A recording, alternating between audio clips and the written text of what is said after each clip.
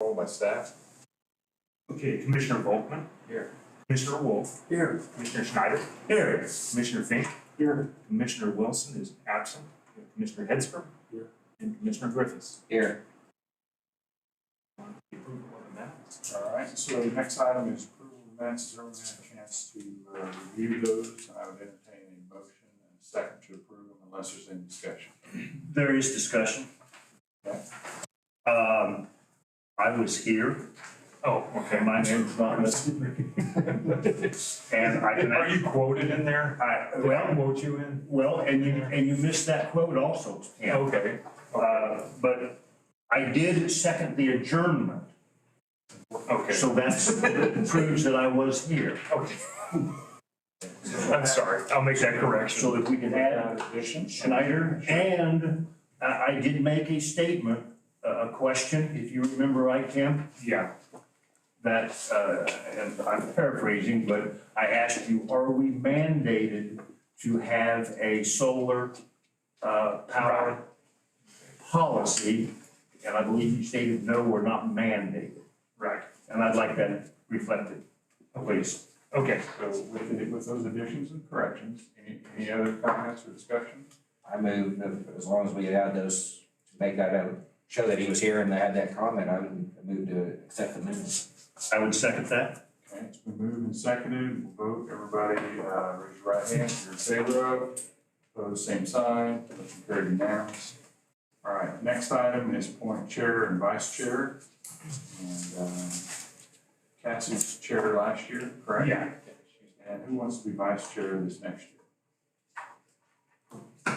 I'd rather give it another round for me to get his feet I up. would I can recommend take Mr. Volkman. vice, I can take vice chair. Okay. Any other nominations? And the chair would be Mr. Hedstrom. Would be Cassie. She asked me to take over. Oh, she did? I Okay, so.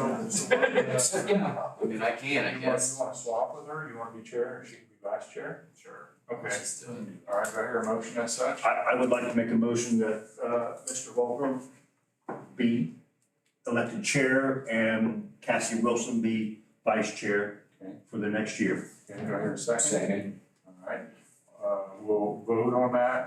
All in favor, right hand. All opposed, same sign. Motion carried. Okay, so starting immediately or next meeting? Next meeting. Next meeting, okay. Sorry. Might as well. Get your feet wet. Just checking. Okay.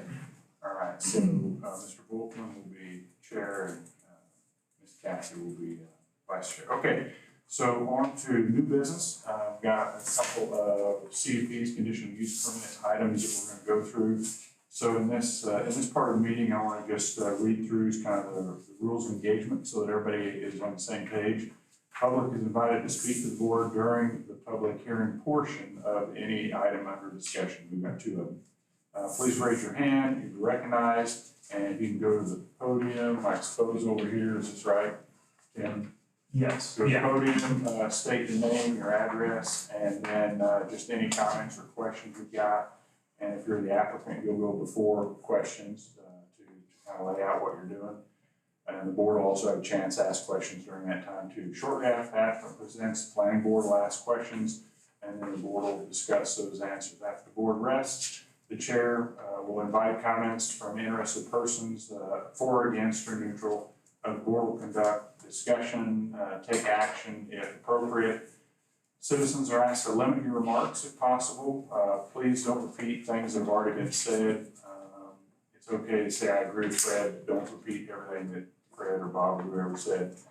Due to the time frame, please limit your remarks, be clear and concise in statements. Chairman may has the ability to put a limit on the time and the number of speakers. The board will attempt to be fair, flexible, and ensure that all that are interested are heard. All zoning changes, conditional use permits, subdivision proposals, all that goes to this board, and then it goes to the county commissioners for, we just simply make a recommendation to them for approval or denial, but they're the ones that actually do that.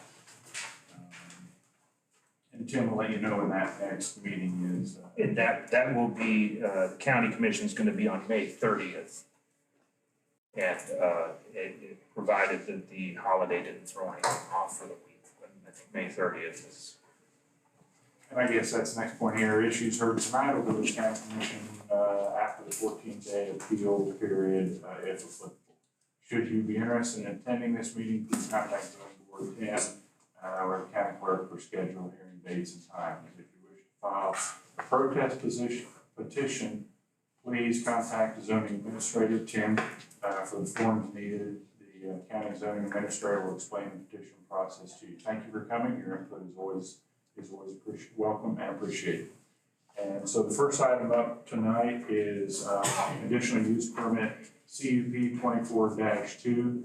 Consideration of a conditional use permit to allow construction of a 305-foot self-supporting telecommunications tower on a parcel of land located in Section 4, Township 16, Range 3 on the southwest corner of the intersection of Nail Road and 700 Avenue at the request of James Cardinal, in parentheses, the Towers LLC. So is James here? If you'd like to step to the podium, then I'll walk you through the podium.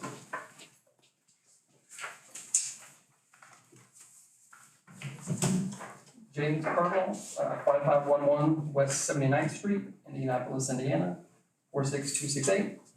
So I'm here on behalf of Vertical Bridge, who's proposing to build a 305-foot self-supporting telecommunications tower for Verizon antenna. Verizon will be the carrier to increase the coverage and probably help some of the towers around, but I know the coverage is pretty rough for Verizon, so they're trying to build out this area. The landowners, Jimmy Anderson, and from my review, it looks like we meet the code of the requirements for Dickinson County. Other than that, it's pretty straightforward. I'm happy to answer any questions. Is it 305 foot or is it 145? It's 300. 305. That's a It says typo. here- It That's a says here typo. twice, 145. That's a typo. Okay, yeah. So it is 305. 305, yes.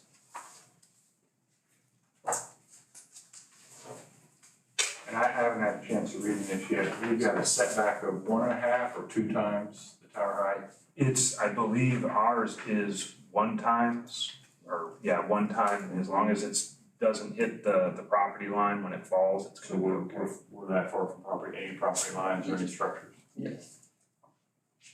Yeah, that typo is also in the number 5, Tim. It's only, says here 145 away from property lines. 305, okay. It's 305, sorry.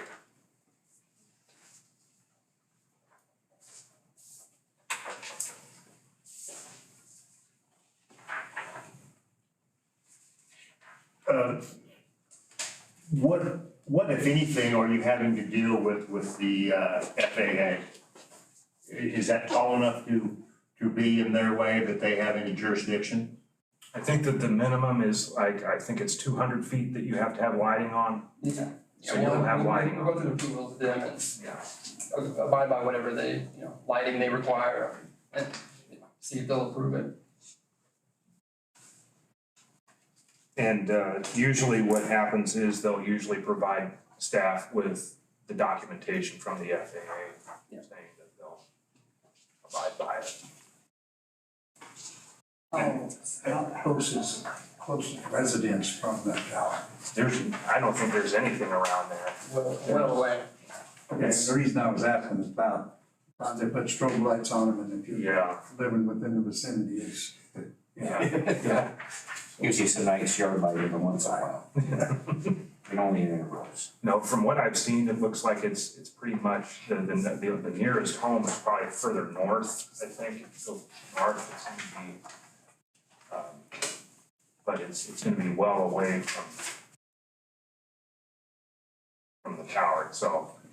Is the tower gonna be stout enough that you can co-locate on it with other, Yes. how many other areas could be co-located there?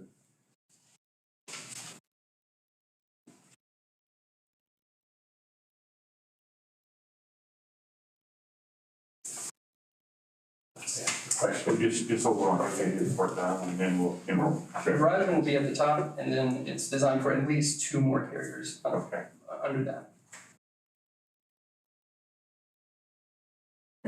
And do we have is there a remediation plan in this for, if the thing goes away, to take it down and put everything back in original condition?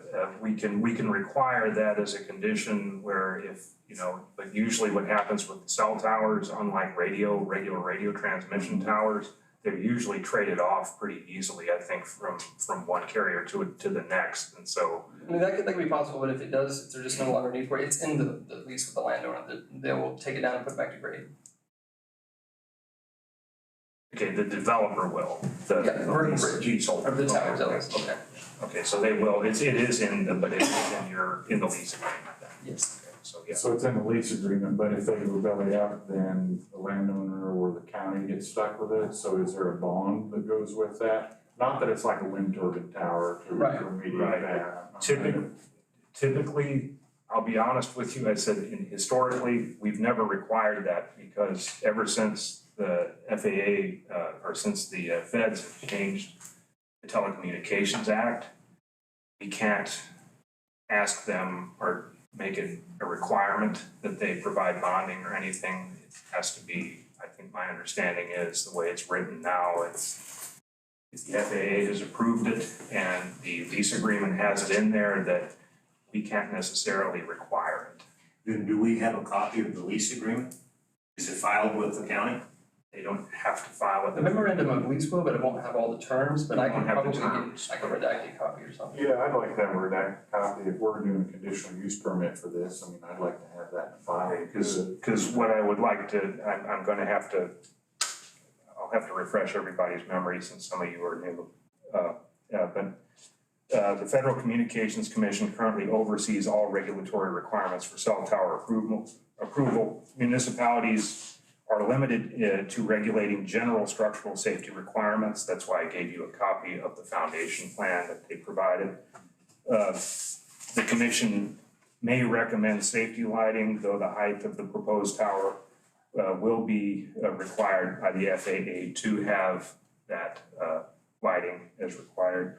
The tower will be at least 305 feet from all property lines. There are no residential uses within the immediate vicinity. The applicant has submitted technical details on foundation and structural data. Tower does meet the required setbacks from the property lines.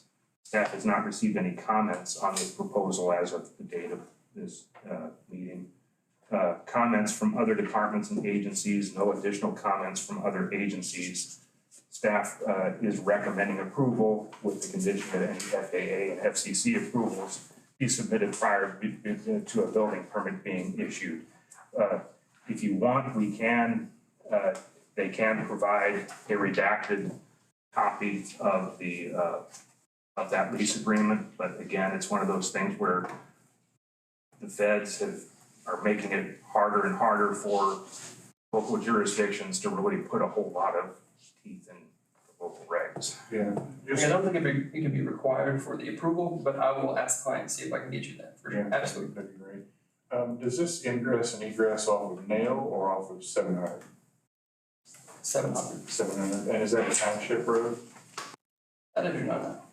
Yeah, just. I think it is. Yeah. So do we have a letter in the file from the township that they've approved the culvert for ingress and egress so that is all kosher with them? If that's existing, then it's one of those that, I think it's already existing, isn't it? Yeah. It's an existing entrance? Yes, there's a little pulling off of. If it's an existing entrance, the townships, I can ask them, but I don't know if they, they're only concerned about proposed new entrances. And so if that's been there a while and they're able to use it, then I don't think there's. Yeah, I didn't know if there's a difference between a pasture entrance and something if they're gonna be running in quasi-heavy equipment, For the construction, they would, after that, it would just be the trucks big out. Yeah. And what I can do is So just be courteous to let the township know and make sure that they, we check the box with them. Yeah. Does that make sense? Yeah. You say that, if it would go away, you'd take it down and bring it back to grade.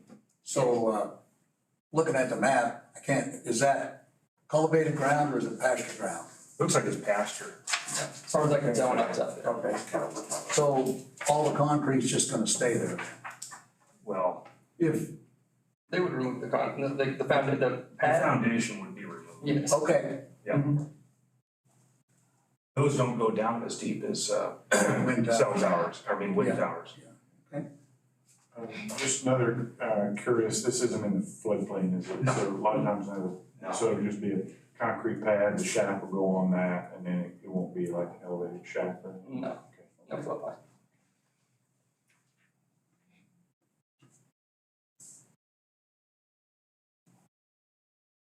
Any other questions or comments on the board? Not, I invite questions, comments, thank you, James. Thank you. Appreciate it. Invite questions or comments from public, just put up the podium, say your name and address. My name is Tim Brackey, I live at 5733 Brannigan, Portsmouth, Kansas. We own the land just to the south of where this is going in. And we have it leased to the wind farm, and I'm concerned of whether there's a fact if that tower is there and they would want to put a wind tower on my land, whether because that tower is there, it disqualifies my ground for having a wind tower. It sounds like if it is there a microwave on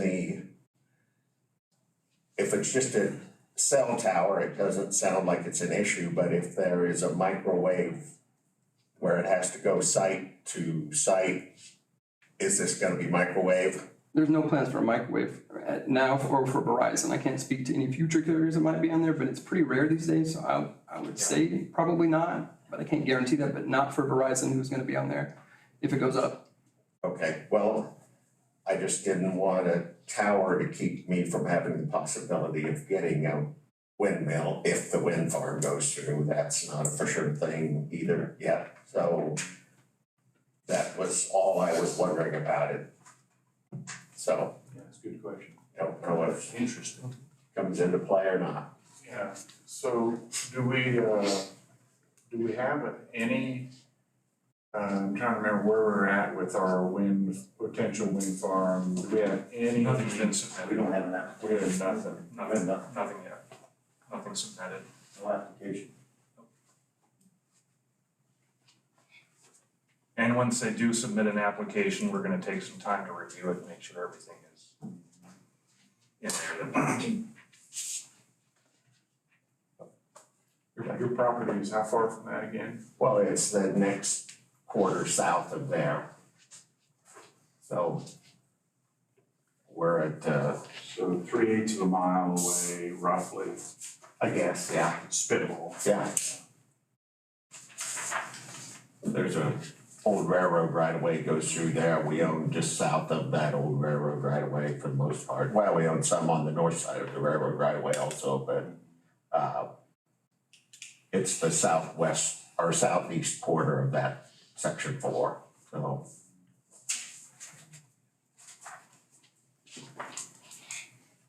Any other questions or comments from public on that topic?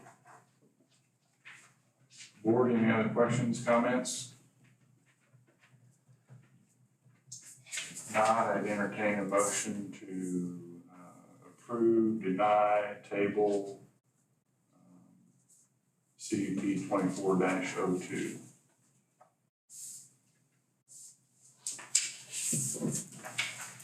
I move to approve CUP 24-02. Have a motion to approve it. Do we have a second? I will second that. Been moved and seconded to approve the CUP 24-02. Any other discussion?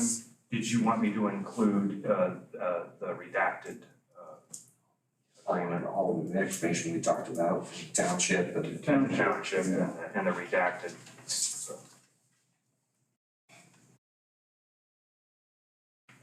Any other discussion? If not, we'll move to vote. All in favor, right hand. All opposed, same sign. Motion carried unanimous. Next item is CUP 24-03, consideration of establishment of a limited day daycare educational facility located in section 23, Township 12, Range 2, commonly addressed as 908 2600 Avenue, at the request of Kylie Kilmer, Bison Prairie Farms.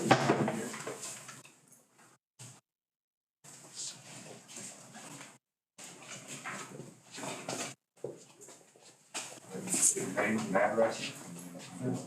Kylie Gilmer, 908 2600 Avenue, Abilene, this is my husband. Yep, Austin Everland, 908 Avenue. The wording in the agenda is a little bit different, and so I want to use this presentation to explain why we are not a childcare facility and don't really fit those regulations. But to set the tone, I want to tell you a little bit about myself. I have a bachelor's degree in recreation therapy from Pittsburgh State University. I have a master's degree in special education from Northern Illinois. I've been licensed in the state. Hold second. Give me my photo. You say you guys were not putting a microwave, but then I can find it or something. Sorry about that. Sure. I'm a licensed Kansas teacher and have been for 8 years. For the past 7 years, I served at the Kansas State School for the Blind until I started staying home with my daughter in December. I'm a certified orientation and mobility specialist. I've served around the country, including in New York City at the Helen Keller Center for Deafblind Adults, and I currently serve on the USD 435 school board. This is my first term. I'm married to my husband, Austin, who works in law enforcement technology, and he serves part-time law enforcement here in Appleton, sometimes patrolling. You might see that. I was also born and raised in Harrington. I swore I'd never come back, and here I am, and we're here to stay. We purchased our property at 908 2600 Avenue in December, and we have started to clean it up and want to share our outdoor experiences with children. Today, I am seeking a conditional use permit to operate in accordance with the zoning guidelines as a privately owned recreational facility. I found the wording for that on this committee's website. The program that I'm looking to start this summer is a nature enrichment program. In a world where our children are constantly on video games, computers, laptops, I want to offer a respite for them where they can come, they can play, they can get dirty, they can learn, and they themselves can become outdoor sportswomen. It's with the youth that this will continue, that we will care for the environment and give them outdoor activities if we want those things to survive. At this point, the summer program is 6 hours once a day for 8 weeks this summer. Most children will not attend all 8 weeks because they have other scheduling conflicts. This is a school-age program only, so all applicants must be past their 5th birthday. So that leads us into using different guidelines than daycare guidelines. Daycare has a lot of strict regulations, and I've gone through and I've combed through those to make sure that we are in compliance. I've been in communication with the surveying team at Riley County, and I have submitted the proper paperwork inquiries to make sure that I'm falling within those guidelines. I do, however, intend to follow the recommendations from KDHE, especially for capacity. They limit the number of children and the ages for the safety of the staff and the safety of the students. So you guys have a colored copy and I don't, but down there at the bottom, it says that at least 5 years of age and under age 11, you can have up to 12 students with one provider. At this point, I only have openings for 8 students. Oh, you have? Yeah, so you guys have the same presentation that I'm reading from. It's the orange document here in front of you. So on a page that states KDHE regulations for school-aged children, I've marked in red all of the regulations that my program is not. So all of these items in section A, 1 through 4, would require licensure, and I've combed through those, making sure that I don't fall into those categories, and I'm happy to answer more detailed questions on those. On the next page, KDHE regulations for school-aged continued. I put a green star next to where we do apply. And in section B at the top, it says the following shall not be considered a child care facility, and we do not need licensed by KDHE to operate in this way. This is where programs like summer camps fall into play.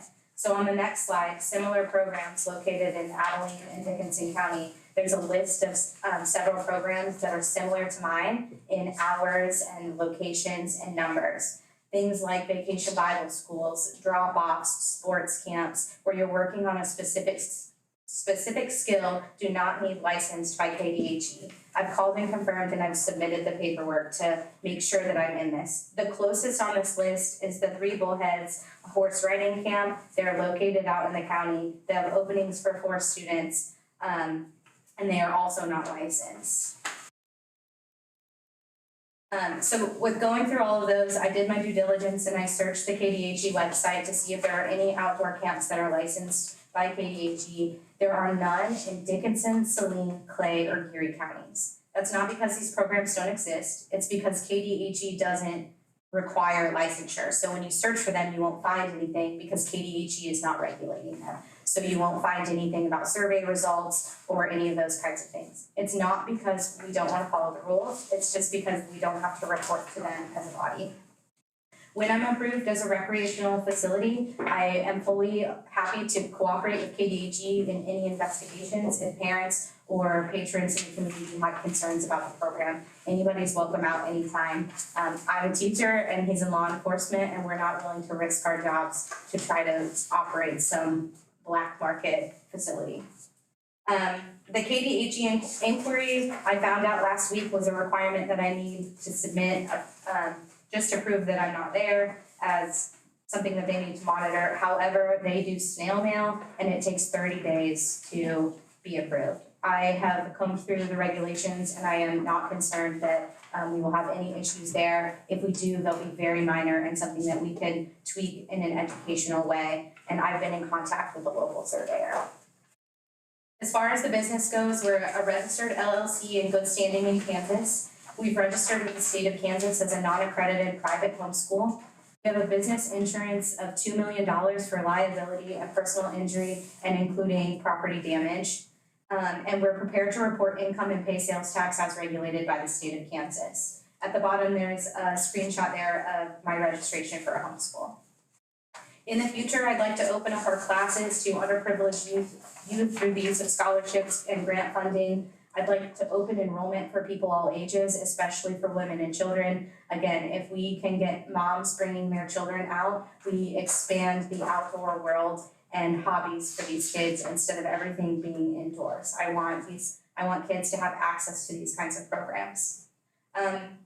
Specific topics change based on who's enrolled and the ages, but I envision things like backpacking, foraging, archery, gardening, animal care, botany, conservation, all of those things that are related to the outdoors that we need to keep going.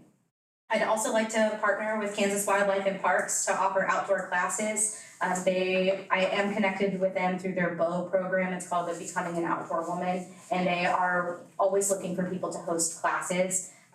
And having a facility and approval to do that would open it up to other community members.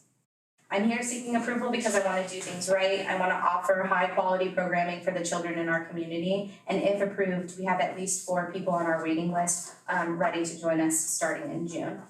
The last page there are all of the references and websites that I used to find my information and hopefully be in compliance with your approval today. And with that, what I'll do is read off the staff report. The applicant is wanting to establish a supplemental educational program for children on summer break and or homeschooling. This will be for children ages 5 and up. The program will operate 1 to 2 days per week from 9 a.m. to 3 p.m. There will be 1 adult leader and up to 10 participating children. The applicant has stated that the number could increase as business grows. Staff has consulted with Riley County Health Department as they currently enforce the provisions for child care facilities in Dickinson County.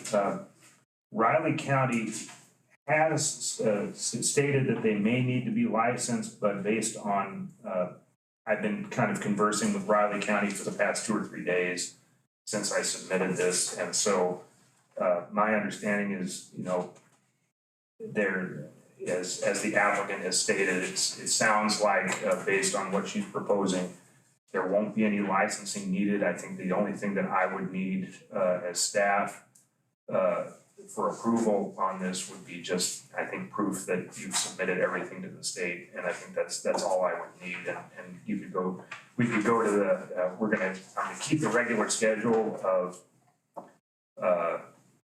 May 30th being the date that we go to the county commission with this.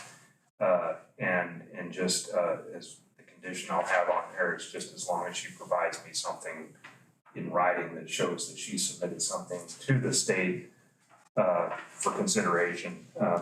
But as far as the review criteria, the use is consistent with the intent and purpose of these regulations for promotion of economic development and managed growth and development. The area is predominantly farmland with few residential uses in the vicinity. Therefore, this location is compatible with the neighboring uses and is sufficient low impact with regard to traffic. And that's one of the reasons that this is actually going before you, is because where it's located, there are some residences around there. And with the nature of this being a drop-off facility, I didn't want it to, I wanted the public to be able to know what was going on as far as traffic. And so my opinion is it's not gonna really be an impact. But the use does not appear to place an undue burden on any existing infrastructure. However, a statement from Riley County, I'm gonna neglect that. I'm gonna discard that statement. A statement from Riley County Health Department confirming either a license has been issued or a license is required must be received by the planning and zoning prior to final consideration of the county commission. I'm gonna discard that last statement and just say the use does not appear to place an undue burden on existing infrastructure. Again, this is because in my contacts with Riley County, I'm convinced that that's not needed at this time. Item D, no significant land use changes have occurred in this area. Item E, this property has remained residential for a number of years. Item F, this property is suitable for the proposed use due to the size and separation from adjacent residential uses. Staff recommendation is below. The proposed use would further enhance the implementation of the economic development goals of the comprehensive plan by allowing the establishment of diverse childcare and educational services in the county. Staff has not received any nuisance complaints or safety concerns from the public at this point at this particular location. Even though there's nothing going on there right now, I'm just saying, though, I have to say that it's, per our record. If truck traffic, and I would say in this case, truck traffic meaning traffic in terms of drop-off folks, I say truck traffic, but it's we'll reevaluate if you start to grow basically and have more individuals coming on, and so I'll disregard that. Tim? Yes. That should be 2,600, isn't it? Yeah, 26. 26. Yeah. Sorry. Not fine.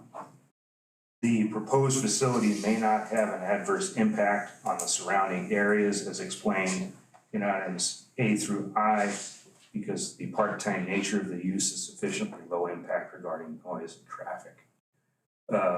Staff has not received any comments as of the 10th, and I should say as of today. Comments from other departments and agencies. Staff has consulted with Riley County Health Department, and they are familiar with the applicant. Staff is recommending approval with the following, and I'm going to make an addendum to this, which is applicant must provide written confirmation that she's submitted something to the state. This will be proceed on to the county commission for their consideration on the 30th. And like I say, it's just we do that for our records in case somebody calls us, because it hasn't happened yet. And I'm very familiar with all these other facilities that are similar to yours, but they don't. The reason a lot of them haven't had to go through this process is because they're on acreage that's large enough and they're out in an area that typically is, not going to impact traffic or impact residential areas. And so that's the only main reason that this is being considered. And it's not to say yes or no to it. I think what you're doing is providing a really good use. It's just we have to cover all our bases. But with that, staff is recommending approval on the condition that the applicant just provide you with that written confirmation that she submitted to the state. That's all. I have one question. So the item C, if I understood you correctly, you're saying it doesn't matter, it's gonna be struck out, it's not gonna be part of it. Yeah, But I'm just wondering, what does it matter what Riley County says or doesn't say or does or doesn't? Usually they're the ones that do the inspections Okay. on childcare facilities. Oh, for KDHE, okay. Yeah, for KDHE, yeah, they're satellite. I actually, if I may. Yeah. I actually called Dickinson County Health Department and said, why is Riley County Right. here?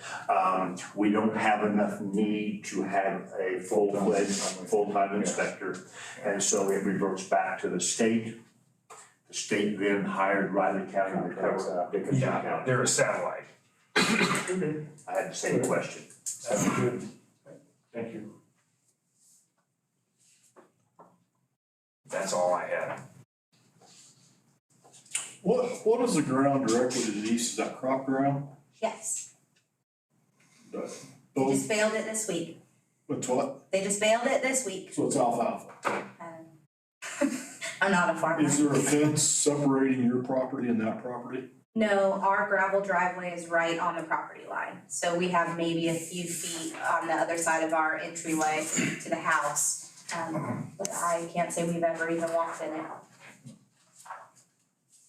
I guess as being a farmer, I'd be really concerned if you have a bunch of kids in summertime, that's what I'm spraying, and a lot of times chemicals and whatnot, kids shouldn't be running out in the field, and if it's a lush green alfalfa field, I just have some reservations. I don't wanna have a problem in the future. But particularly insecticides, should they apply insecticides? What's your plan to keep the kids? I mean, 6 acres isn't a very large area for. You know, truthfully, we're a family that lives there. I hadn't really considered that even for my own children.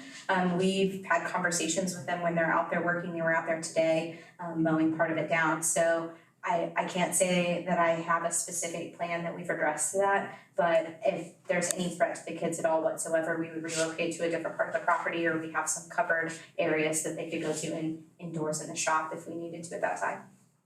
I've also considered, the previous owner kept bees at our property, and there are programs that you can enroll in as a beekeeper where you can be in communication with the local farmers when they're spraying so that you can protect your bees. And I know that children aren't bees, but it would be a good way to. That would be A good way to have that conversation and flag to the farmers, even if I don't know them. There's also, you can register with the extension agent. Okay, yeah, Okay. Great information. For harmful herbicides, pesticides. You did say though that you had some activities indoors too, right, in that yes, accessory we're building? primarily outdoors. Our friend here has been to our shop. We need to work on the bathroom and get that done. But we do have an indoor heated shop, and in the event of whether I've lined it out in my policy and procedure that we have a location inside our home that we could go to, and we'll use the residential restroom until the business can do some upgrades for the outdoor facilities.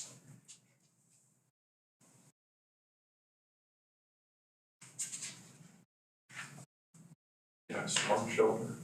The house would be, it's lined out in our policy and procedure that in the event of lightning or hail or something like that, we can relocate indoors to the shop, but it's not an appropriate tornado shelter. Our home is built into the ground, and so down at the bottom, the lowest level in the center would be where we would go in a tornado, and it would suffice for 8 to 10 people, especially children, and there's a bedroom back there.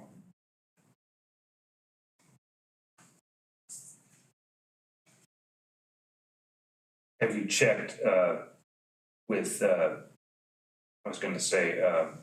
our environmental services about your septic and all, and see if it can handle that use, septic in the well? I've had a consult about working on the restroom down at the shop facility. At this point, there's no way to know until we go through the process of renovating and potentially run a camera down there. Our home got a new septic tank in 2020, 2021. And when we purchased the home in December, there were no concerns or findings from inspections at that time. Okay.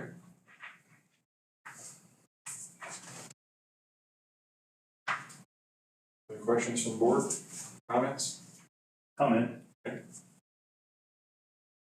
Excellent presentation. Thank you. Yes. Very professional, very informative. This was good. There was some information that was presented to me that I've read that I've all marked up because it really created a lot of questions, how it was presented here. But in your presentation, it was very clear, very professional. Thank you. I would like to make a motion that we approve this CUP. Get the right number here. 03. Do I need to say something different, Tim? 24-03. 24-03, thank you. I would like to move that we approve CUP 24-03. It's been moved that we approve it. Do I hear a second? A second. It's been moved and seconded. Any final discussion? We'll vote. All in favor, right hand. All opposed, same sign. Motion carried unanimous. And we move on to old business. Congratulations. Thank you, guys. Nice job, guys. And this will go to, thank you, and this will go to, shoot him on the third hand. I live real close, and we have a large garden, and I would really like to invite your group to tour our garden. Yes, awesome. Thank you so That's my much. contact information. Thank you. Before we move on, Tim, it just, there's some things in this that I think it's a great idea, but it brings to quick, if traffic becomes an issue, how do we measure that? A complaint? Well, the way that we do it, what I would do is I'm thinking in terms of how we used to, what our previous county engineer and I sat down and figured out as far as if it gets to be, since that's residential in there, if you just start getting like, let's say, more than 10 vehicles, more than 12 vehicles. Who's gonna count that? Right, and that's a good That's my question. How, when we put it in writing, And- if traffic becomes an issue, how do we It's gauge not that? really measure that. How do we It's not- measure that? It's not really, the only way that we would enforce that is if you had like, you go in there and you see that, okay, it looks like there's probably more traffic going in and out, and you would have to do a traffic count. You'd have to have somebody standing there, me or somebody standing there counting the traffic. When you going say in it and out. looks like there's more traffic than necessary, that's still very That's still very subjective. vague. It's very Very vague. And subjective. it's all relative too, because I Yeah. know there's families in the county that have 5, 6, 7, 8 kids. Yeah.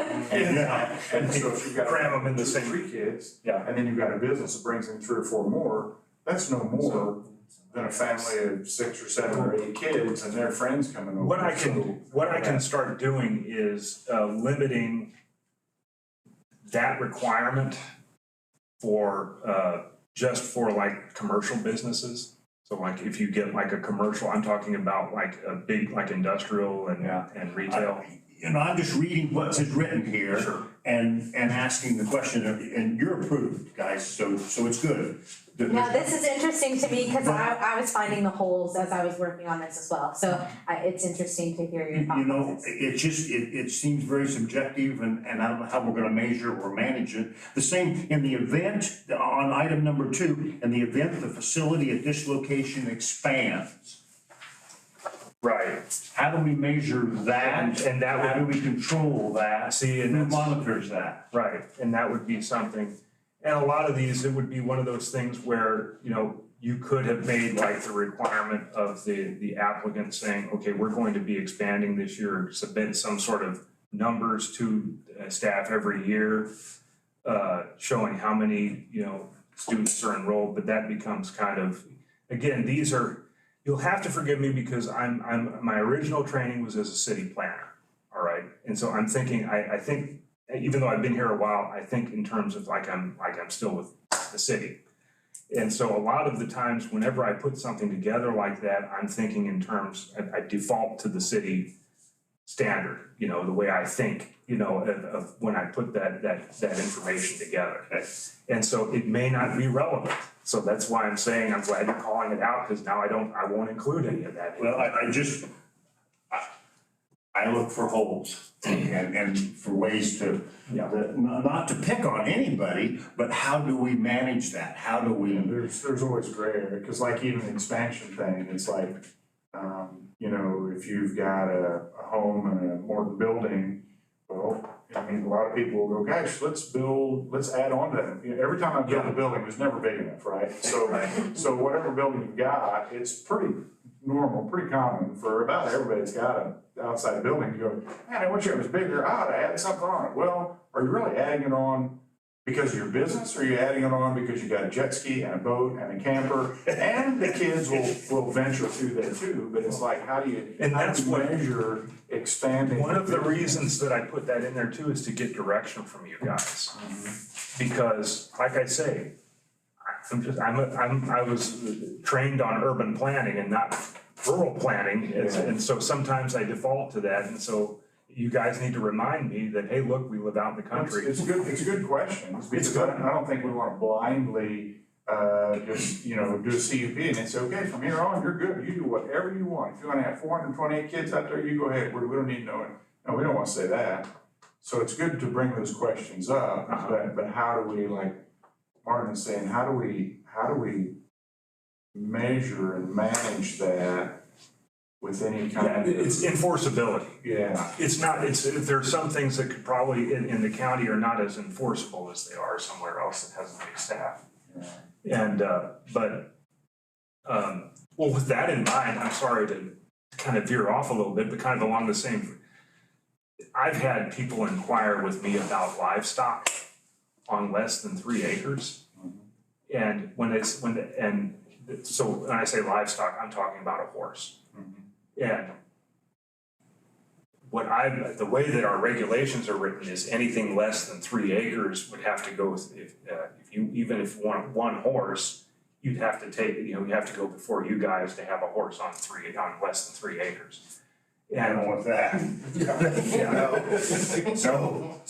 So what I was gonna do is then, okay, now that I know that, then that's gonna be probably the next thing that I change in the regs after we get through the solar regs.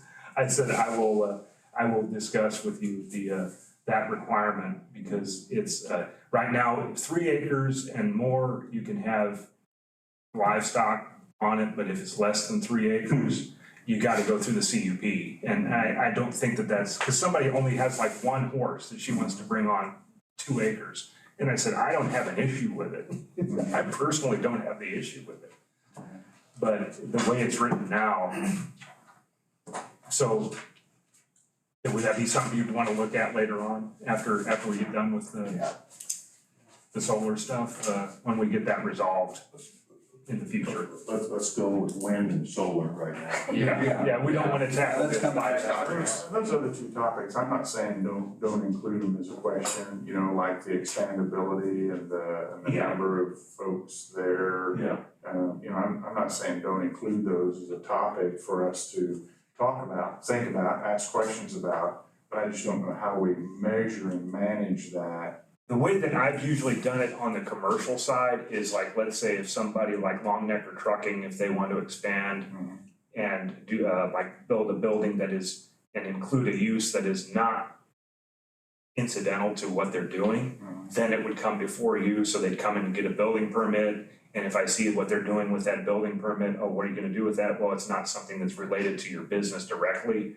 then it would come before you, that kind of stuff. So the building permit would become like the gate. The trigger. Yeah, the trigger on that. Would be the trigger. So, but in this case, it wouldn't, they could go ahead, I don't have the issue with it. It's just, it would be a little difficult to enforce because you're dealing with, you know, a business that involves kids. You know. I'm gonna become the next Rock Springs Ranch. That thought occurred to me, you know, there's a.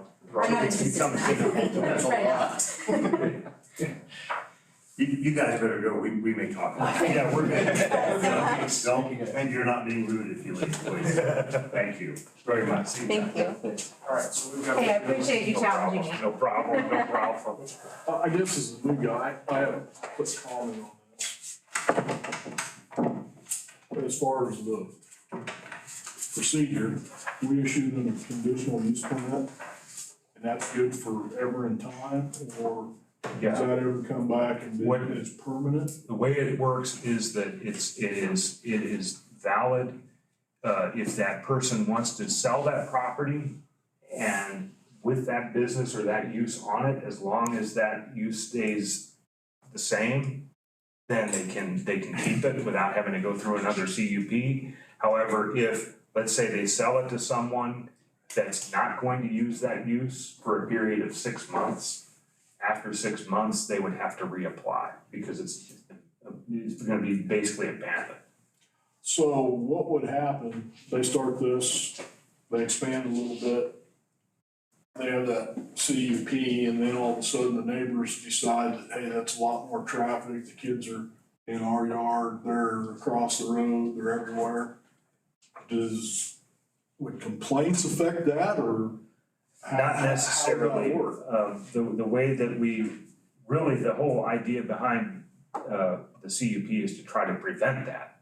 Prevent the people from complaining and address whatever issues that may come up before they actually come up. So like in the case of, like if the people start complaining because it's, the traffic has increased on there, I would say that if it's increased that much, then they're gonna have to they'll probably be relocating somewhere else anyway, if it's gonna be that, big of a jump in.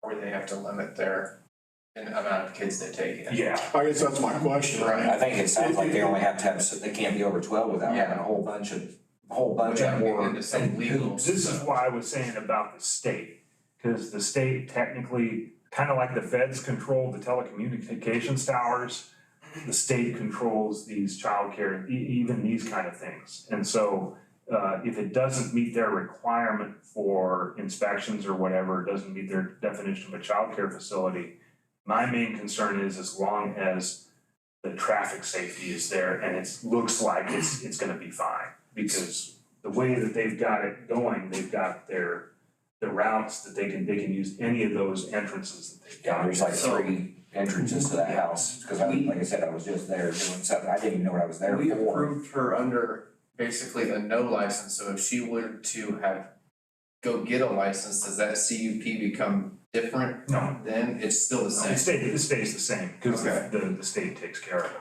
Well, I'm just thinking on the quote expansion, I think she mentioned, initially it's gonna be 1 day a week. Right. Goes great. Next summer, got kids, we're to 2 to 3 days a week. The neighbors are fine 1 day a week, they know to look for kids, there's gonna be, whatever. At what point she can go 7 days a week if she wants to under the CUP? What if the neighbors would start to complain? Well, my understanding is that if it gets to that point, the state really does take over. I said, because there's a limit as to how many kids that she can, I think that. Well, that's saying 6, 8 kids a day, Yeah. instead of once a week, you're doing it 5 days a week. Yeah. That could change. That's just a question with these being new on this. It's a very good question. It's a very valid question, that if things change, Yeah. well, that's so dang subject and subjective that Things will change. absolutely. That's right.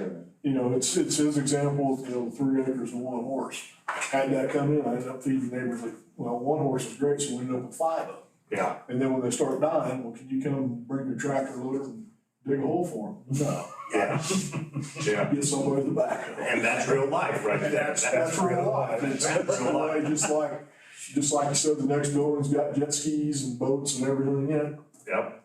My question is, once we said and done, she's good to go, or is if the neighbor starts complaining, do they come back to us, or do they go to the county commission, or who? Well, normally what they would do is, I notified them, nobody seems to be concerned about it. I didn't hear anything from the public, no comments or anything, which You tells me notify everybody within 1,000 within feet, 1,000 feet of that place. So everybody that's a resident in there got it, so, including the due to farms.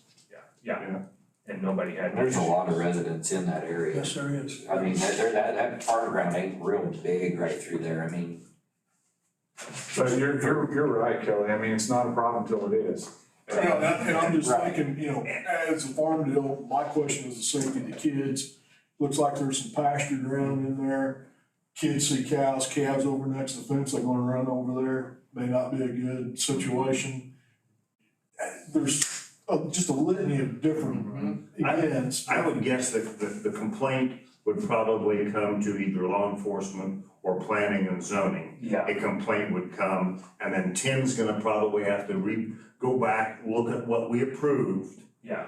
and compare the complaint, and it might eventually come back to us. Do you think That it's that being on used your, different. on your, question about the field to the east, I thought about it and I thought, you know, if nobody else can say, I'm not going to, but do you think we should have said, hey, we'll approve this, but we're gonna require you to put up a child-proof fence on your, I had that on your, What I was gonna suggest. bordering that, you know? Right. What I was gonna suggest is you could have done that if you wanted to. Usually you don't require a fence unless there's truly a conflicting use between like zoning districts rather than the uses itself, so between residential. Like on Hadley's deal, you know, I mean, we required him to put up a privacy fence. Yeah, because there was a zoning, the residential zone, Right, yeah. the R1 zone that was right there next to. So just to the east of that, is that zoned ag or ag That's- residential? That's ag. Ag, and then, so she's ag residential, and that's ag over there, Well, she's- so It's all, from my standpoint, from a permitting standpoint, she's still ag it's too. still ag, Yeah. which is ag residential. Yeah, that's how the, Well, I mean, you know, if it's their own kids, you know, and they don't wanna put up a fence and the kid gets out there and they just sprayed alfalfa with insecticide and or corn or whatever, the kid gets sick, well, keep kids home. But if it's a business and there's other people bringing their kids there, dropping them off, I mean, if you put a bug in the commissioner's ear, could they add an item to that? Could they say, you know, because it is a working farm to the east and whatever other direction, we'd like to see a child-proof fence. yeah, they could And it add could be that. a chain link, could be a 4-foot high chain link fence, kids will crawl over anything, you know? But I don't know, I mean, I'm kind of. I guess my original question was, when you call it a conditional use, I'm thinking there's conditions, you know, it's like, you know, my kids ask me, can we do this? Well, on the condition that you do that. It's temporary, it's not permanent. When I hear conditional use, it's like, we're gonna see how this goes. And I guess that's kind of the basis of my question. Well, and what I can do is just point that out when I put my staff report to the county commission together, kind of reviewing what you guys have been discussing. What I can do is just say, there was discussion about possibly a fence came up, you know, of separating the uses, and just say, but there was, you know, and just say that, and if they just choose to make that requirement, they can. If not, they don't have to. That's just a question, but since it's a business and there's other people's kids, those kids may or may not be, you know, if they live there, their kids are probably sensitive to what goes on a farm, they'll have some sense. But if it's other people's. And if they're not- supervised. If they're Yeah. other people's town kids, they may not, they just may not get it. And even though they're supervised, sometimes the kid takes off. Oh, yeah. You know, if it's a problem kid, you know. You can tell a kid 100 times, don't go over there, and they're Don't gonna go. get right every time. That's the first place it goes. Yeah, you tell them not to, that's the first thing, you know, coaching archery, that's what they tell you when they teach you to do that. When I do that for the NASB, they say, when you tell them, do not dry fire a bow, they say you gotta do that different, because what's the first thing when you say do not dry fire? First thing you're gonna do is you're gonna dry fire, and just see what happens. So you tell a kid, don't go over there, they're gonna go. There's the idea of trust. When I drop my kids off there, I'm putting some trust in the people that are in the school that they're gonna keep them out of harm's way. And nothing's foolproof, we know that, but, you know, we're the ones that issue it. School doors have a fence around. Yes, they do, yeah. And I understand a new business, it's all about the expense, you know, we gotta do this, and then we gotta put a fence up, and then we have to do this, and we haven't even conducted one class yet. And Right. so, but there is a cost to doing business too. The other thing is we have a disclaimer on all of our building permits that says you know, residential, you know, you have to be aware that there's that you are in a rural area where there's chemicals and smells and things that you have to get accustomed to. And so that's a disclaimer we put on all of our building permits that the applicant has to sign off on, which I think is good, because then that way it saves us from having to chase down a bunch of, you know, code enforcement. Cause it just depends on where she's doing that, but I was out there looking at that bathroom deal. You know, not knowing what the plan was, all they showed me is they were just wanting to use the shop. But, I mean, if that's the main area they're gonna stay, there is a lot of trees around the fence. I mean, it's pretty thick where a kid really don't wanna go in there. Up there by that building, but now if they get down in here, we're closer where the ag is and things, I went back in there, but yeah, a fence would be nice to keep them off of it. Right. You'd almost think their insurance company would take this and say, if we're gonna protect your liability, you're gonna rope them in. There's a good point. Yeah. All right, so we got old business, let's wrap that up, and then we got miscellaneous, and then we got adjourned. So we got 3 items, old business, follow-up, and continue discussion of materials submitted to staff and road amendments, Article 21, supplementary use regulations, conditional uses, accessory uses, prohibited uses, establish guidelines for commercial solar installations in unincorporated sections of Dickinson County. Okay, and this is just kind of like a follow-up to what we had talked about back in March. I've given you all several counties to kind of look over and the options, just to kind of go over a few options to think about. We don't have to do any, like I said, we don't have to come to any conclusions tonight. We can, but one topic which has come up in Saline County, you know, which is where I do my part-time work, is the acreage limits for individual projects. And they use Douglas County as an example, and Douglas County sets a minimum of 1,000 acres, whereas Saline County is proposing a 640 acre Section. Yeah, just basically a section. A minimum or a maximum? That would be a maximum, I'm sorry. Now, is that 640 acres total in the county or per operation? That's per project, from what I understand. And so that's where they're at right now. But what we're saying is, what we've been hearing from people in the industry is they're all hemming and hawing about it because 640 is too small. You have to start at least at 1,000 acres. And so, they've been complaining, the industry people have been complaining about that. But the planning commission seems to have, they feel like 640 as a maximum is sufficient for them. And if they want more, then they're gonna have to either go to an adjacent county, you know, and get some additional acreage, you know, so whereas 640 is gonna be the maximum, you know, for a major commercial project. When you say planning and zoning, are you meaning Saline County? I'm sorry, Saline. Okay. I'm sorry, Can I ask a question? So how does solar, how does wind, how does that drive, because we either as people want the same goods and services, public, and then as there is inflation, that cost of those goods and services goes up 5, 8, 10, 15% a year, depends on the year. So we either increase taxes or we increase tax base to be able to continue as a county, as a government, to be able to provide goods and services to the public. How does wind and or solar, how does that drive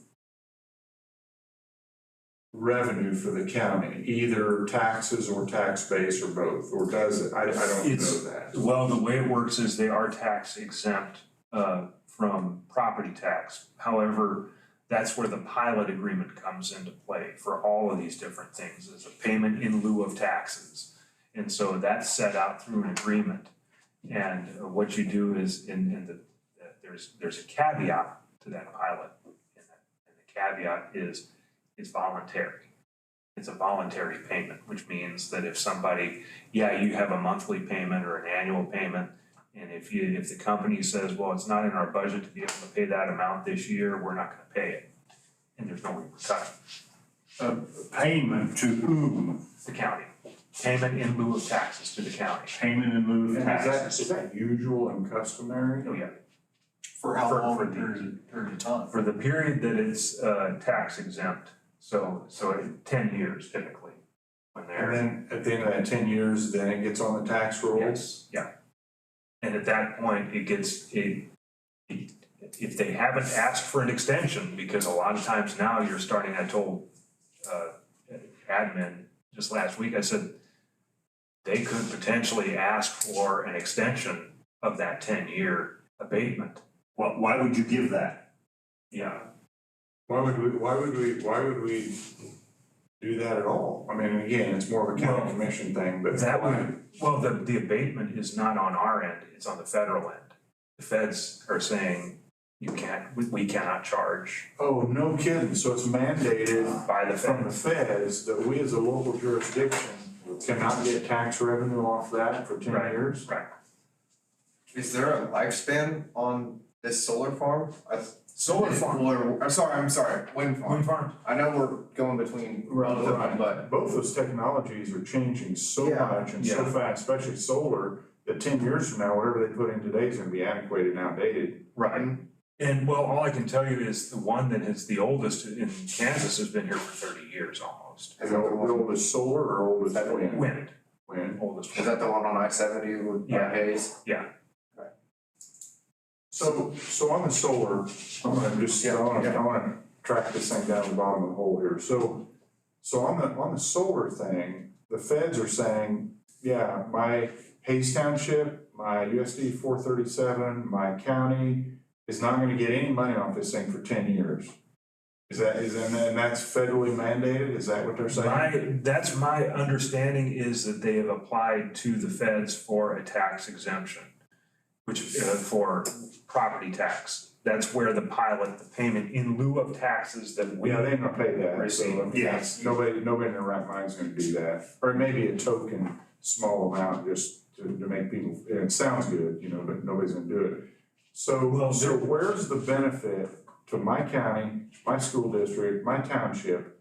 Where's the benefit to us to have any of this stuff?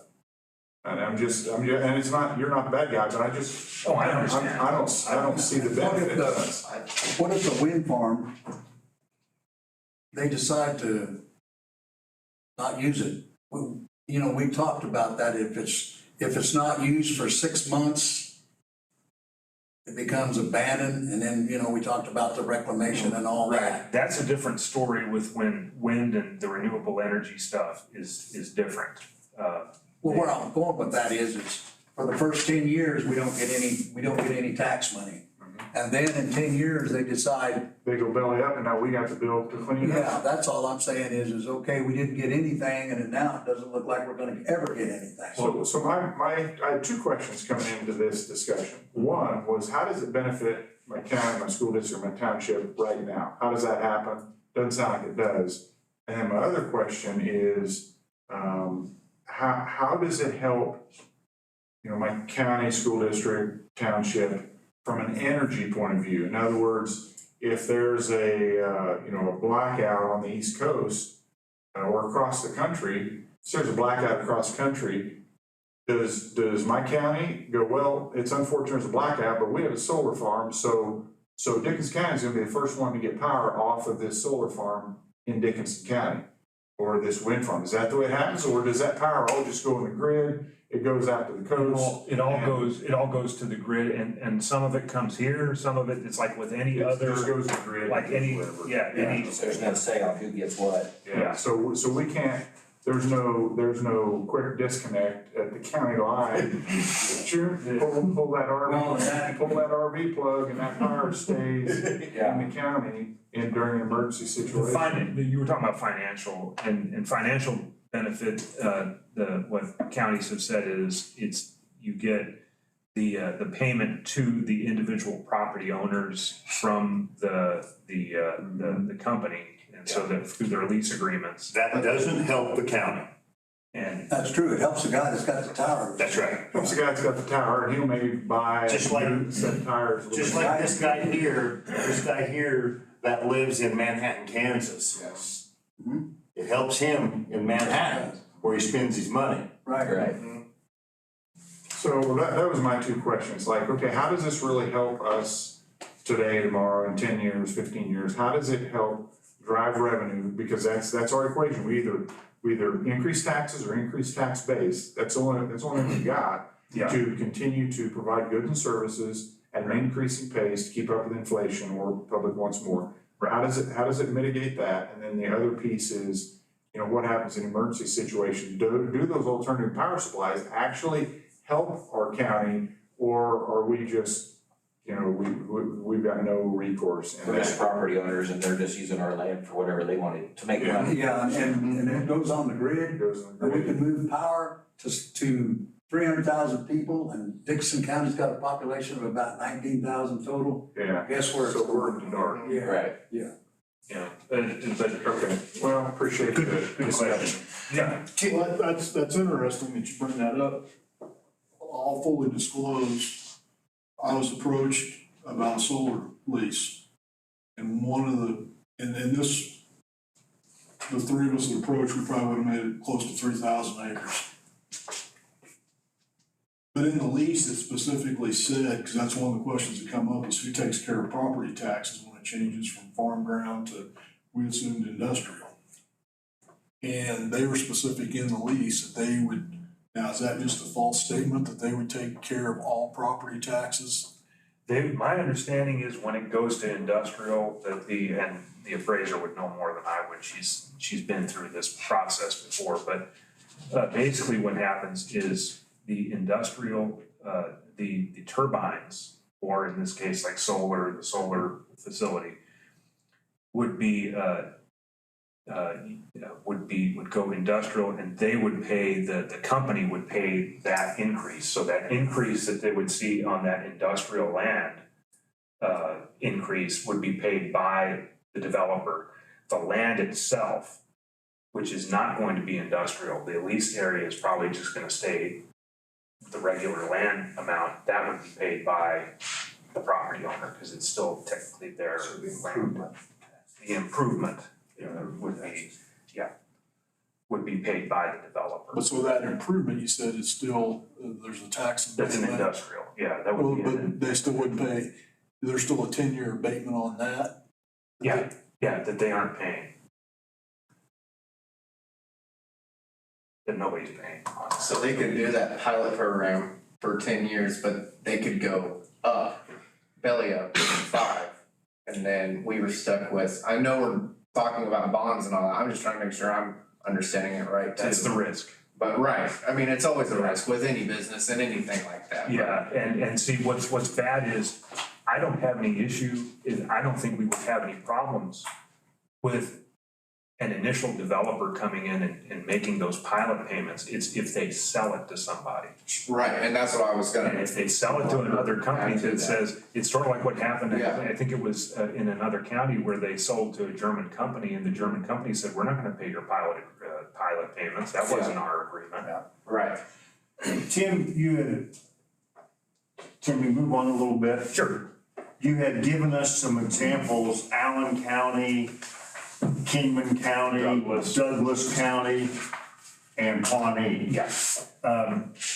Did you realize that Allen and Kingman are the same? I thought thinking they were Yes, they're through them. I mean, they're identical. They're They actually identical. changed their name and that was it. And Yeah. Douglas and I think Johnson are the same, and that's why I didn't include Johnson in there. Okay, so you found counties that had programs, that had guidelines. Had guidelines. Did you find any that did not have guidelines or that had any type of moratorium against or said no? I can investigate which ones had moratoriums. The ones that had, that did approve, I know that the ones that we've had problems, or that have historically had problems with, are the ones that don't have zoning regulations adopted. So they're counties that are unzoned. So they wouldn't have the CUP process, but they would have, maybe road maintenance agreements or something. Potawatomi County is zoned.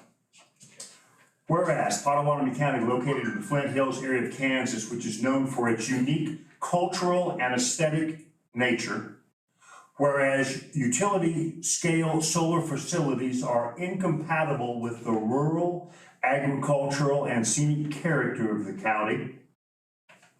Whereas the Flint Hills have been excluded from the development of commercial renewable energy production by the proclamations of Governors Sebelius, Brownback, and reaffirmed by Governor Kelly in July of 2020. Whereas placement of utility-scale solar facilities in cultivated acreage will displace conventional agricultural commodities, contribute to the current worldwide shortage of such products, and reduce the food security of Kansas and the United States.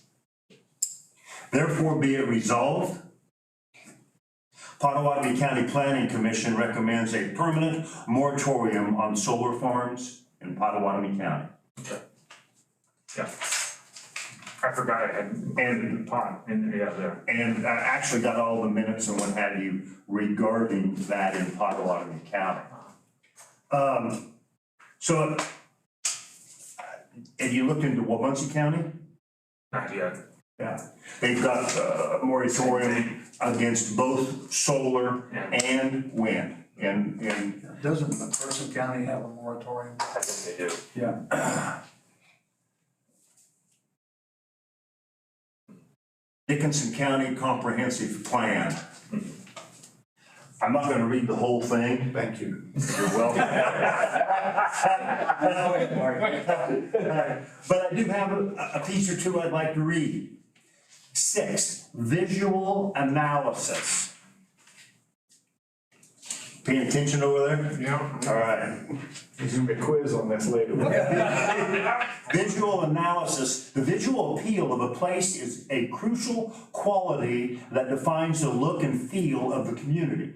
The look of an area will attract or deter possible new residents and visitors. This is Dickinson County. Conclusions and recommendations of just the visual. Environmental protection and the conservation of prime farmland need to be emphasized when developing new areas. Land use. Land and water resources of Dickinson County. To be able to generate a smart growth land use plan, both citizens and citizens leaders must know what they collectively are responsible for. Dickinson County has historically been an agricultural community founded on very good soil resources. In fact, over 95% of the county has been determined to be prime farmland and farmland of statewide importance. Agricultural, open space, and rural preservation. The agricultural landscape is an essential part of the character and environmental quality of Dickinson County and factors heavily into the perception of the county as an extraordinary place to live, work, and visit. The rural working landscape provides open space, scenic views of the countryside. Simply stated, people are attracted to Dickinson County because of the vast areas of farmland, open space, and rural charm. Additionally, a large share of local economy is generated from agricultural production, and 10% of the workforce is employed directly or indirectly in agriculture. Agriculture, open space, and rural preservation goals. Protect agricultural lands and limit non-farm developments in order to preserve farmland for the production of agricultural products and promotion of related agribusiness. Preserve the rural character of the county and retain the historical, cultural, and physical features that define rural landscape. Protect and preserve natural resources. Agricultural, rural preservation development policies. I'm not reading them all, but one of them here states, urban, commercial, and industrial development shall not be allowed to locate in the agricultural, rural preservation area. SWOT analysis, this is the last one. SWOT, strengths, weakness, opportunities, and threats.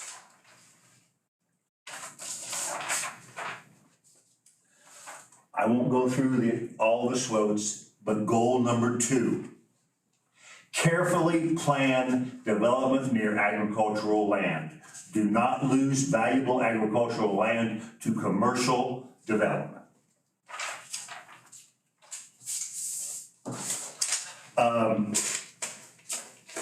So are you thinking, or are you saying that Dickinson County could just say, no, we're not gonna do any of these? I mean, is that a concept that you're nibbling around? I would like to make a motion that we put a 5-year moratorium on solar energy in Dickinson County. I'd like to put it on both of them. Because we're not getting anything, like James said, we're not getting anything from it. It's not all about the money, but it kind of is important that if, it's like that pipeline. Trans-American pipeline, it's like. Point of order, there's a motion on the floor. Sorry.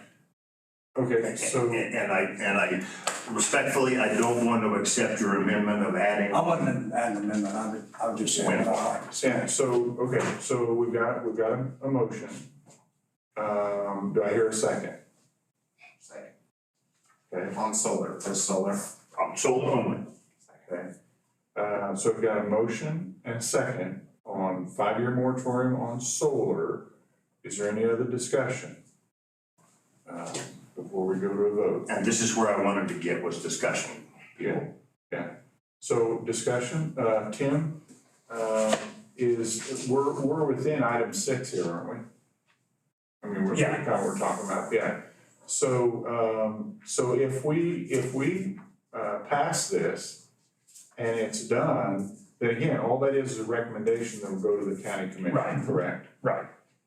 So from your point of view, do you see, what do you see as pros and cons? And how do you think the commission will see this concept, pros and cons? Well, I know that there's no solar currently pending. Okay. But it's, so I don't know if this would apply or not, but I know it has been expressed by the county commissioners that a moratorium on wind energy is not going to fly because they want to get the project, because the project is pending that's relating to wind. So I guess I would question that since there's not an application. But that's a different discussion. Right. There's been discussions, like the landowner guy said, hey, here, if it goes through, they've talked to me about. Well, there's contracts signed, but that's wind. Let's stay on solar. Yeah. But with solar, I would have to investigate and see how an admin would feel about that, because the way that, we don't want to cause a conflict potentially where you would say, okay, yeah, we're going to put a moratorium on 5-year moratorium on one type and not another, and it's going to, so I want to. I disagree with that. One has nothing to do with the other than the renewable energy. Right. So we did the one for DSO Electric. Right. What would we do in that case, if we did this, if we voted and said, yeah, and then, of course, all we're doing is make recommendations to county commissioners, they're gonna do what they wanna do anyway, but, so what if DSO Electric came back and said, hey, this worked really great for us, we would like to do another chunk, and again, DSO Electric does benefit my county and my township and my school district. What if DSO Electric came back and said, yeah, and correct me if I'm wrong, but they didn't get a tax abatement, did they? No, so they're paying taxes on day one. Yeah. They are benefiting us directly. Okay, maybe it does go into the grid, but it's again, they would be working to restore power within our jurisdiction.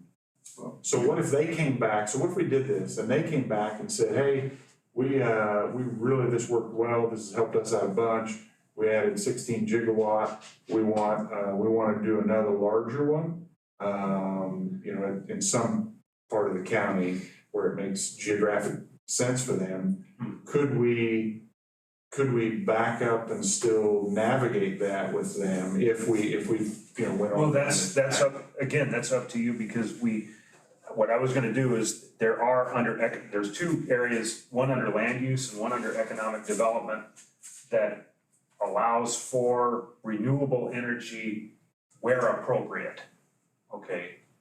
And so you could, your zoning regulations, this is where the zoning regulations, I had kind of a discussion with Martin earlier, is that I would let your precedent be your guide. So you've approved that smaller scale for DSNO. For a local, and you could design those regulations for solar, for alternative energy, for those smaller scale projects that would, that would potentially benefit the community. That would be something you can do. Well, paying taxes up front, initially that benefits the community. And you could put a cap on the acreage and just say, hey, look. DSNO put the solar field in to keep them out of the peak. That's the only reason they put it in. So if they go into the peak, they can release some of that energy. How's that? They can release some of that energy. That's exactly right. And that's the only reason they put it in, to keep them out of the peak. Because they have a huge generator. And it's like, well, why don't you put in another generator? But that's regulated. They can only put one in. And so they had to do something else to keep them out of the peak, because we all pay for that when they go into the peak. Right, yeah. Yeah, and that's what they really put it in for. Right, a couple checks to it. I can't guarantee that at all, but I don't see them coming back and said, we want to do more. I think they just keep us out of the peak and we're happy. That's the only exception I can think of to that kind of concept is if they do pay tax up front, if there are local smaller utility, and it would benefit us in a quasi-emergency situation, maybe there would be value. I don't know. Any other discussion on this? Technology is changing fast. Are you guys familiar with agrivoltaics? I read that in one of the. Enlighten us. I don't know. What I've seen, being in agriculture, changing so you don't lose the productivity of the farm ground. They design vertical solar panels, take strips out in the farm between the strips. Another guy, just happenstance today, they're throwing into a lease, a solar lease in a different county, which was kind of interesting. It started off as a wind farm. They're interested in doing that with a US company that owns, I think, 2 other solar farms and 2 or 3 other wind farms in western Kansas. And one of the negotiations they were doing, when we were approached a year ago, there was no negotiating 2 years ago about this, but now they're open negotiating. They're going to take a portion of it to raise the panels up, and they graze cattle underneath it. So you'd still have an intensive grazing situation because you'd have the fences and all that. So thinking about if I was gonna do something to that extent with a piece of ground or something, my labor needs would explode managing the number of cattle it would take in that situation. So if the economics are there, I hate to hamstring us by saying just absolutely no right now. The other interesting thing was this company that came out of discussion is that regardless of government programs or whatever, they claim that solar's here to stay with the technology they have today. They're looking at about a 40-year life on the existing panels. And that today, the only form of electric generation cheaper than solar is nuclear. A 40-year life on the panel? And you know, there's panels that have a 25-year life that were put in 10 years ago, and they're being replaced right now because of, number one, technology is better than what it was 10 years ago, and they're cheaper than what they were 10 years ago. Right. Yeah. Do you know where the panels are going that they're taking down? Landfill. Probably. You know, just like the wind farm. Landfill. You know, You say you've been approached for a solar contract? yes. I mean, it was 2 years, we didn't even sign the lease for the exploration deal because according to them, they gotta be so far out in the proposals, there's only so much space on the grids. And so they gotta be 2-3 years on out to even have grid space to sell the electricity into. And I'm thinking, well, that, when you got a foreign company coming in here doing this, that doesn't make economic sense to me to take that risk that far They're out. tying you up early. You know, they wanna tie it up because they know it's coming. And I'll tell you now, and this kind of, I know we're staying on solar, but just to let you know, in the future, we're talking about hydrogen now. Yeah, they're doing testing Yeah. and drilling right now. And doing some of that drilling, you know, some of that testing now. Hydrogen in the right of way in Dickinson County. They're testing on the land too. Yeah. I got the letters from them, yeah. But How's this work again? Huh? How's this work again? They're drilling to see what hydrogen's out there. Okay, I didn't know drilling. There's a thumper there's a thumb. and then a receiver Okay, well, that that's takes all drilling, but you're right. vibrations down, and they're looking for mineral, Yep. hydrogen, helium, Yeah. or a couple things they're looking for in Dickinson County. They did that 35-40 years ago. Oil went all up down Township roads and dumped, sounded like a small explosion going off. But in the comp plan, also under economic development, you were talking about DS&O. I've got down, the county should seek to establish policies and standards which to support the energy sector by promoting responsible establishment of conventional and new or alternative energy sources. It mentions wind, doesn't mention any solar in there. Right. It just says, for this one, I just said by promoting responsible establishment of conventional and new or alternative energy. I don't really specify one or the other in there. But under land use, there's one more, and I'll let you go, and I don't mean to keep us, but I just wanted to. Well, we've got a motion and a second, so we're not going anywhere. We're not going anywhere. We're in a discussion. Okay. At the moment, But under the land use section, it basically kind of reiterates that and says, you know, the responsible location standards that you know, would basically help preserve whatever we've got. Yeah, I've got that land use. Do you want me to reread that Yeah, again? please, yeah. no, you didn't have to reread that. Well, you know, I know you want to, but so just, if everybody would just kind of straw poll, I hear where you're coming from. And what I want is to make sure that maybe kind of where Kelly's thinking, if I could put words in his mouth, and that is, I want the ability to participate in those things, but I want the ability to participate in those things totally with our interest in mind, is what I'm interested in. I'm not, don't know that I'm personally, again, everybody can, you know, just, I don't know that I'm ready to close the door on it for 5 years. 5 years goes quick. Yeah.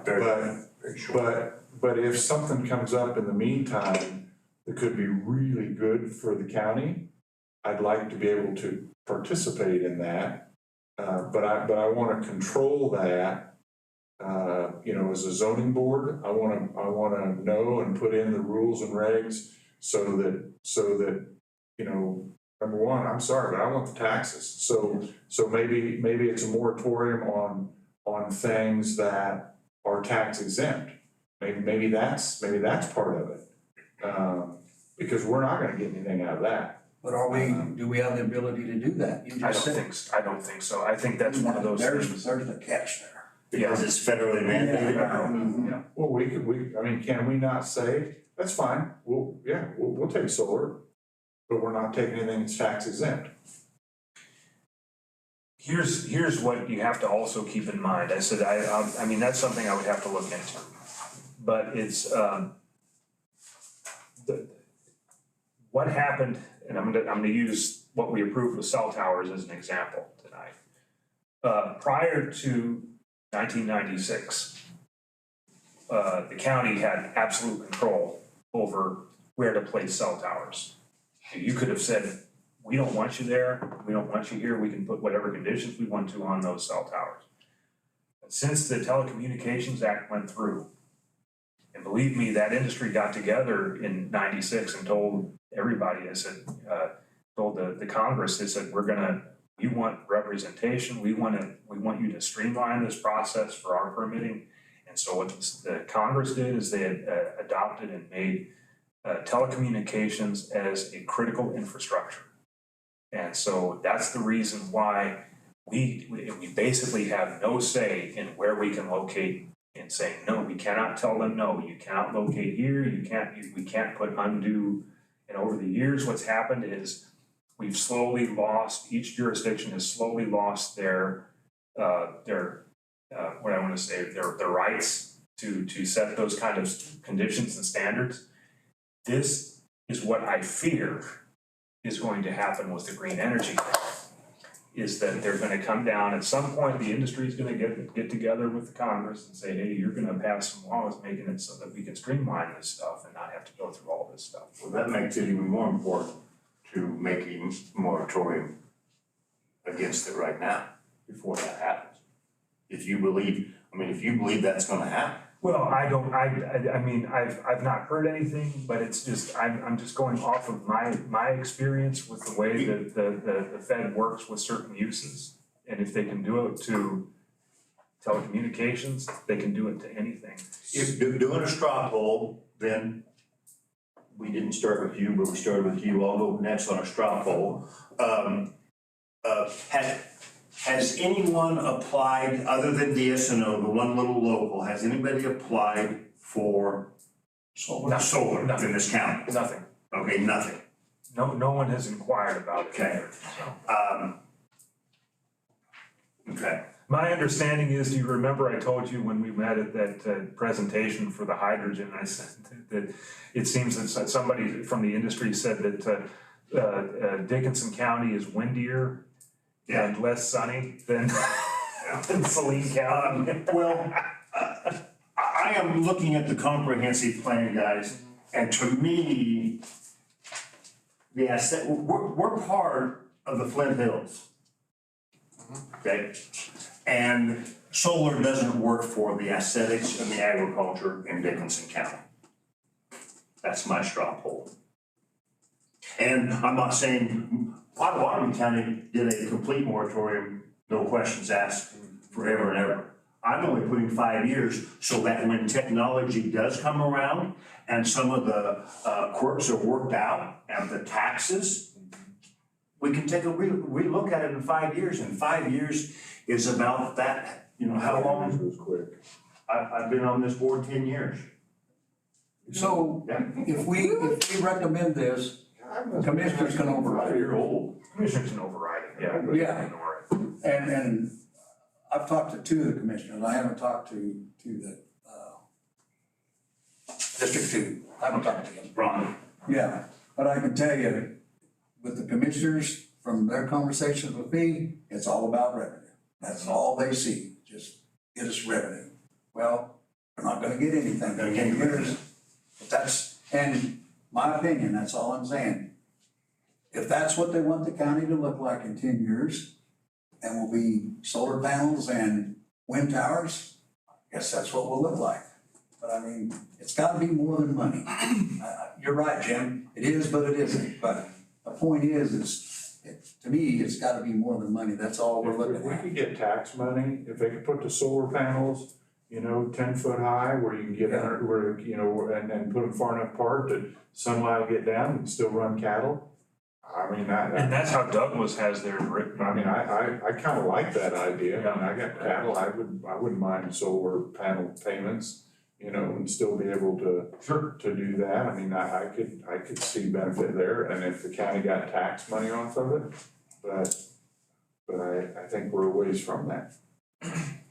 But I think we're kind of chasing, I'd like to understand the economics behind it. Why has everybody else jumped on the wind? There has to be, I mean, do we need to ask Marion County, what's the benefit? Would you do it again? Have you seen? Well, they're getting so much for their, I think for their school district and that kind of thing through their pilot payments, but like I say, those pilot payments are.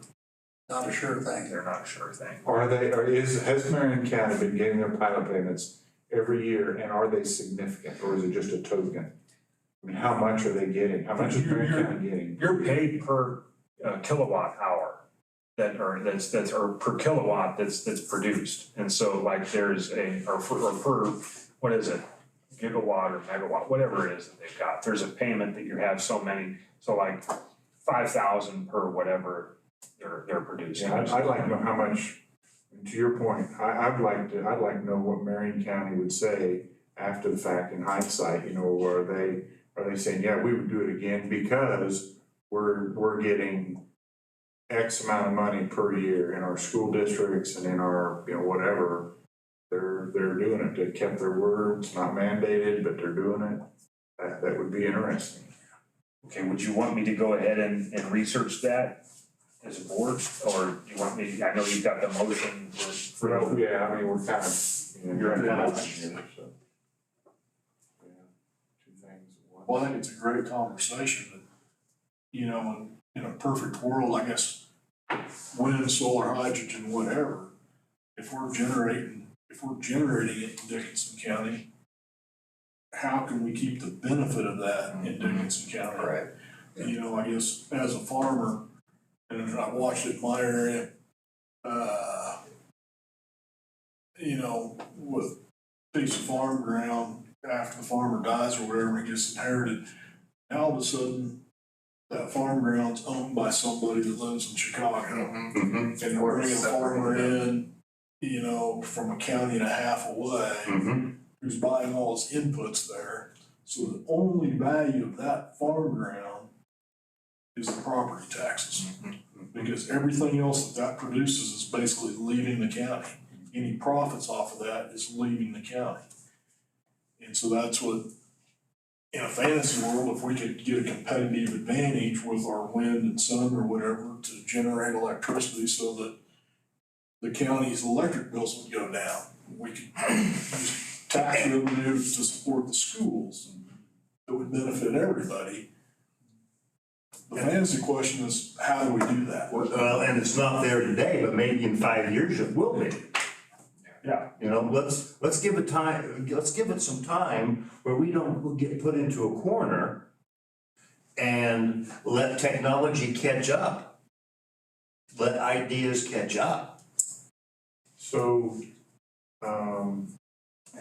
has any counties ever formed their own county energy commission? I'm thinking about a lot of municipalities where I've done business in the past, and they owned their own power plants. They had their own power plants, and they sold, the city was the energy company for that town. I've been in towns where the city was the Wi-Fi distributor for that town. They did public Wi-Fi, and you could hook up to your home for, you know, $10 a month or whatever the fee was. Are there any counties you know of or jurisdictions, Tim, where they said, hey, we've got this renewable energy, we've got wind, we've got solar, we've got hydrogen. As a county, we're gonna own that enterprise. I don't know. Things that I really, talking about. I don't really know, because it's, I know there may be a limitation at the state level that in terms of statutorily that would prevent a county from doing that. A municipality can probably do it. I remember when I was in Garden City, they had their own, utility. Now, they got their utilities from either not DSNO, but whoever was out there, Evergy or whoever it was in those days. But they would basically, it was on the city's lines, and our bill came from the city. But as far as the countywide utility, I would have to check to see what the statutes would say about that, because I don't know, first of all, I don't know of any counties that do that, and I would have to check to see if the state statute would allow it.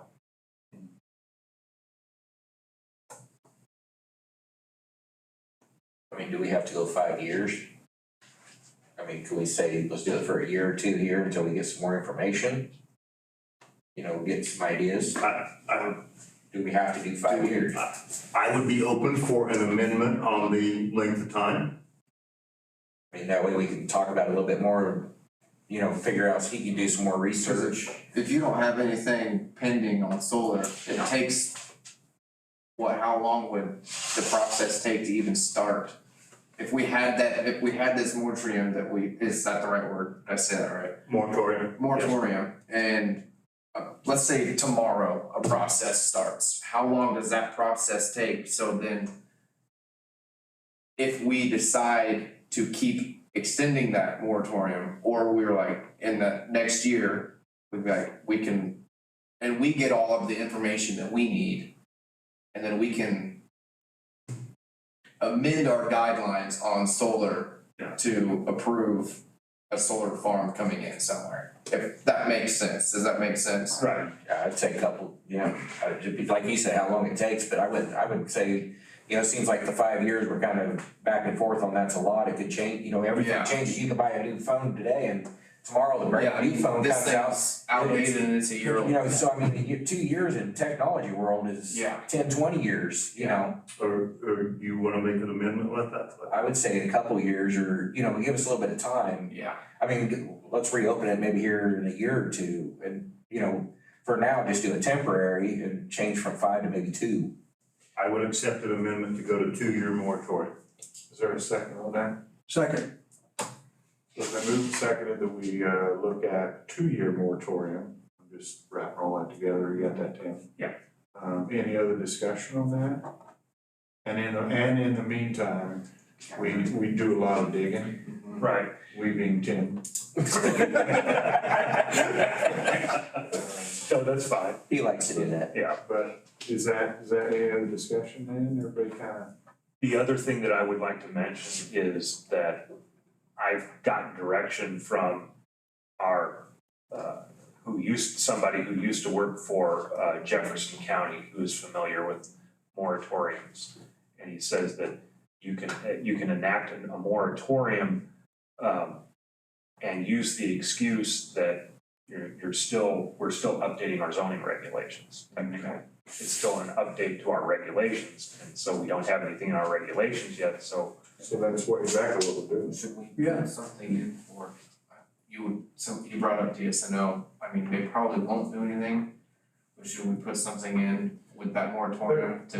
There's a caveat in there where it said, unless it makes sense or something. Okay. But that's the reason we're doing it, so we can really unpack this, understand it, and get a better feel for it. Yeah. So it's been moved and seconded, so we do a 2-year moratorium on solar.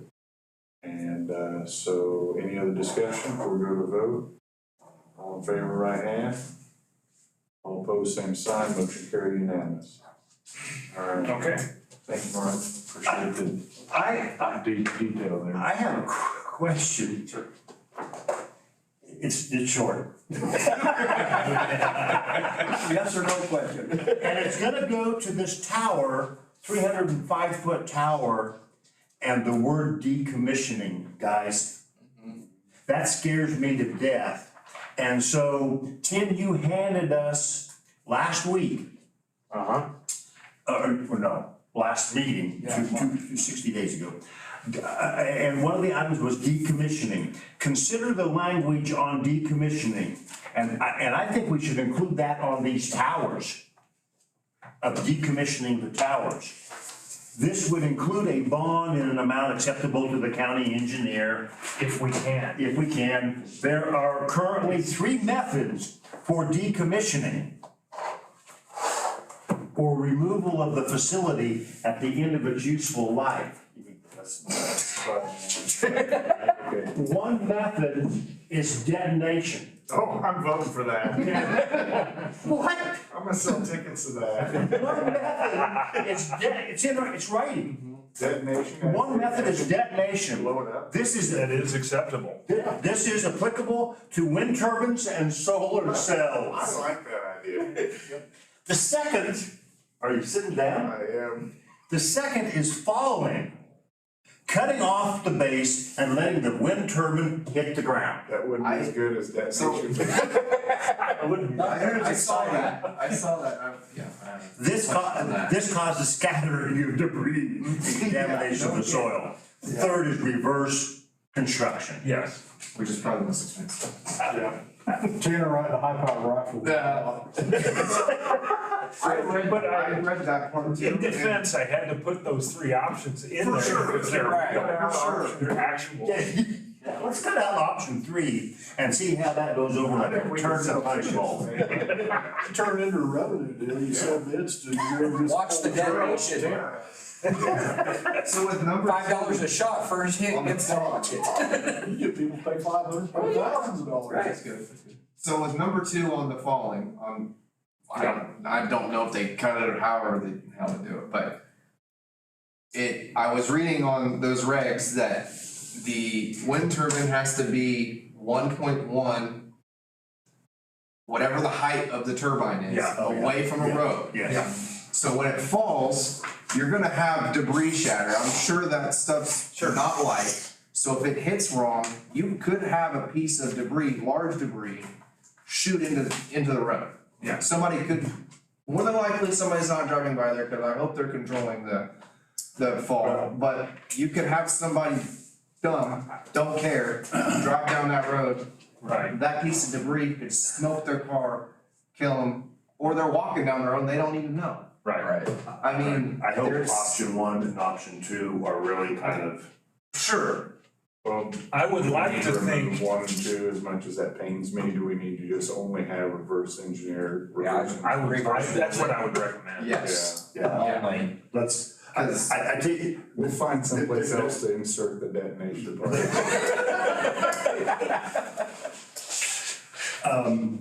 That's a for sure contention point in our future. Yeah, cause you have some company they're like short of money, they're like, hey, we're just gonna knock it down. Yep. Or just blow it up, knock it down, whatever, yeah. I hate anecdotal stories, but I did hear the first wind farm that was out at Montezuma. They decommissioned it because the base is no longer big enough to support the towers can't support the new heads. And the base isn't deep enough to support the new towers, to support the new heads. And so the company declared bankruptcy and walked in. You can drive around it, but if you want the tower down, they said that you had to pay to take it down. Because there's bankruptcy protection on it. That's always been one of my concerns is with the utility companies, is they just come in and steamroll and they hide behind little regulations. Yeah. It's pretty easy to, there again, I hate these anecdotals, but from an owner on one of the towers in Marion County, I was told they're on their 4th different company signing the lease checks.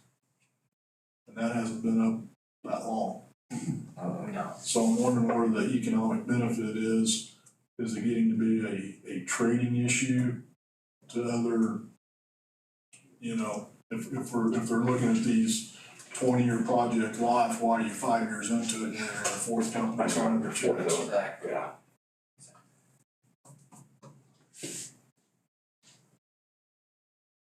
I'm done. Next meeting, June 20th. Keep it interesting. Probably won't be here. Oh, okay. I have one item.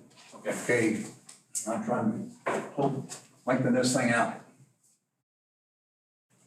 We need to have that stuff in writing before this board grants a CUP. because the county is granting the CUP, but the townships are living with it. Well, here's the thing, that brings a good point, because I suspended the one conditional use permit for the truss manufacturers up there on 3600. It's been suspended because I hadn't received anything in writing from the township. Here's the thing, township board, one member of the township, of that particular township board told the applicant, oh, I think it's okay, we're gonna work around that entrance, you know, you probably put it in wrong, but we'll work around it. The next person comes along and says, nope, it's not gonna work, it's not gonna fly. And so now he's gotta correct that, make that correction. So I kept on the phone with them trying to get the township to send me something, and no one can get that straight. So I told them, I said, the townships, I'm not talking about yours. I'm saying the townships, I'm gonna have a visit with them at their annual meeting. And you all are gonna have to, all the townships are going to have to put together some standards for where to put stuff so that it's acceptable to the townships.